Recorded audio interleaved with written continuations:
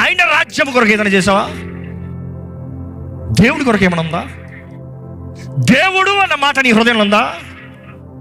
పొద్దున లేచింది, ప్రభువా నా ఆత్మ శరీరం మనసు నీ చేతులకు అప్పచెప్తున్నాను ప్రభువా, నీవేనా దేవుడివి, నీవేనా అధిపతివి, నీవేనా రాజువి, నా సర్వను నీవే, కీడు నుండి నన్ను తప్పించు, దుష్టుడు నన్ను తప్పించు. ప్రార్థన చేయగలుగుతున్నావా? టైం లేదండి, టైం లేదు. బబులోను వెయిట్ చేస్తుంది నా కొరకు. దేవుడు అన్నాడు, బయటికి రా బబులోను నుండి, నా ప్రజలారా బబులోను నుండి బయటికి రండి. నీ కొరకు రక్తం చిందించింది, నిన్ను వెలబెట్టి కొట్టింది, నువ్వు బబులోనుతో నాశనం అవుతాను కాదు, దానికి నిర్ణయించబడిన ఉగ్రత వస్తుంది. కానీ నువ్వు బయటికి రా, నా ఆత్మ సహాయంతో జీవించు, నా ఆత్మశక్తితో జీవించు. అభిషేకించబడిన జీవితము, ఆత్మ వరములతో నింపబడిన జీవితము, ఫలించే జీవితము.